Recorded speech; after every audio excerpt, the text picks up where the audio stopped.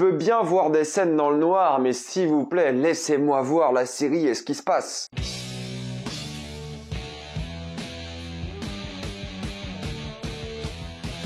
House of the Dragon, épisode 7. Contrairement à d'habitude, il n'y aura que des spoilers dans cette vidéo, donc si vous n'avez pas vu toute la série pour l'instant House of the Dragon, ne regardez pas cette vidéo et revenez plus tard. Franchement, l'obscurité de cet épisode-là, c'est clairement du jamais vu, on voyait que dalle. Et on va en reparler juste après le sponsor de cette vidéo, c'est Burger the Pain, que vous connaissez très bien avec ses 38 millions d'utilisateurs et 5 sur 5 sur Trustpilot. C'est aujourd'hui le seul moyen pour regarder cette série en bonne qualité, et oui, OCS ne propose pas la version 4K HDR de House of the Dragon, il suffit d'utiliser HBO Max dans un pays européen comme la Roumanie par exemple et c'est plié. Vous avez la série en bonne qualité sans aucun problème. En plus de ça, vous serez en bien plus grande sécurité lorsque vous utilisez un VPN, c'est-à-dire que lorsque vous êtes à la fac ou par exemple à la bibliothèque ou même dans un restaurant, vous serez en bien plus grande sécurité. Vous pouvez partager un compte avec 7 personnes au total, c'est disponible sur tous vos appareils préférés et c'est super simple d'utilisation, en quelques clics c'est fait. Vous êtes satisfait ou remboursé sous 45 jours et vous avez une assistance technique en français 24h7. Utilisez le lien dans la description et dans le commentaire épinglé afin de vous abonner à Burger the Pain et bénéficier de 85% d'induction plus 4 mois gratuits. Foncez sur l'offre. Non mais sans déconner, je vous jure, j'ai regardé cet épisode là et j'ai toujours comme d'habitude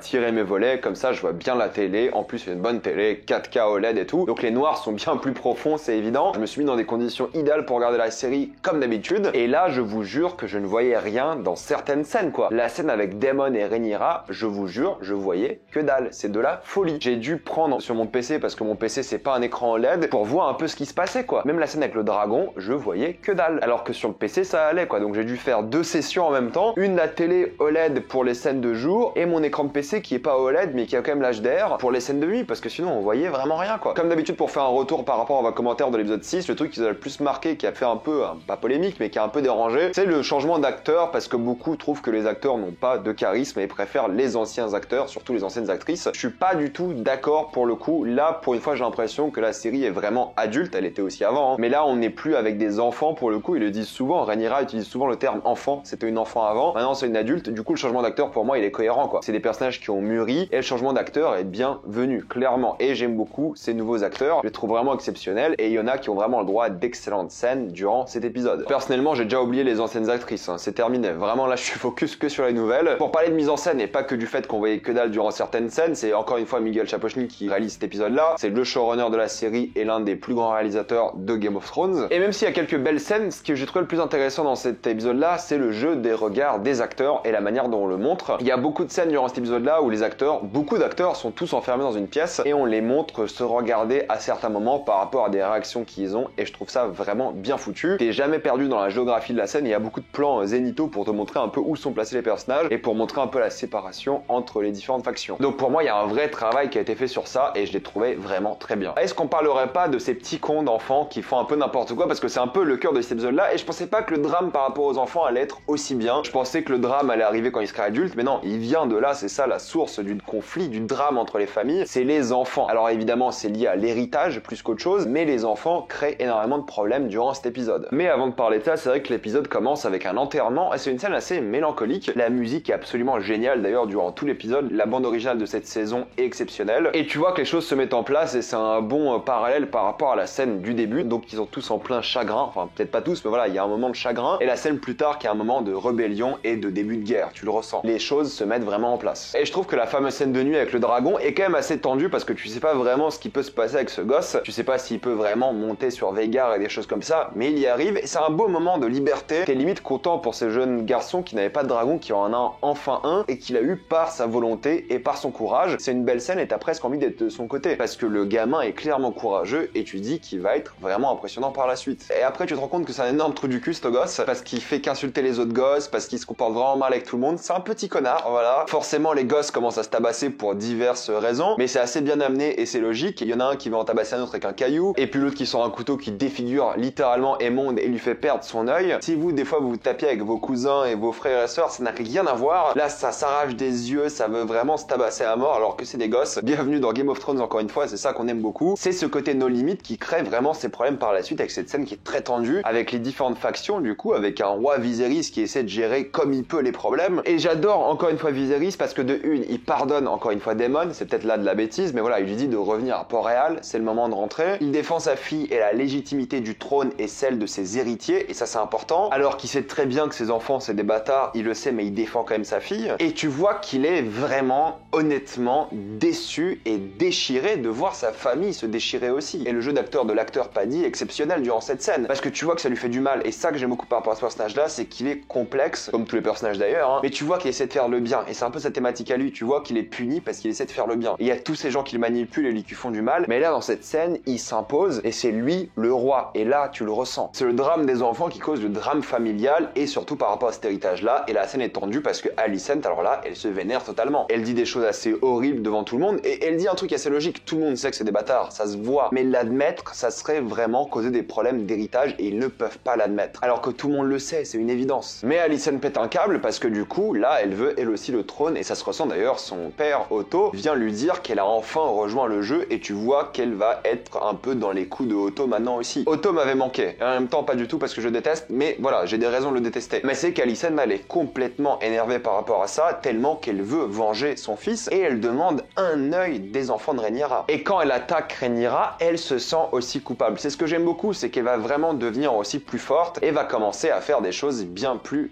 horribles. C'est pour ça qu'il parle à Larys à la fin, c'est que maintenant elle sait que Larys est là, et maintenant elle sait que si elle a besoin d'avoir un truc de fait, un truc assez sale de fait, sans qu'on pense que ce soit elle, et là, Larys. Et ça, c'est assez flippant, mine de rien. Et tu vois que cette scène-là où elle a coupé Rhaenyra, c'est un peu la dernière scène où elle était sympa. Maintenant, elle va vraiment s'imposer en tant que reine, elle va aller chercher ce trône. Et en plus, elle a maintenant toute sa famille de son côté. C'est assez affolant aussi. Moi, elle me fait assez flipper parce que je sais qu'elle va faire des choses assez horribles, et j'ai un peu hâte de voir ce qu'elle va faire, honnêtement. Mais moi, c'est là que j'ai compris que Aemond, ça va être un personnage exceptionnel quand il dit « J'ai perdu un œil, mais j'ai gagné un dragon ».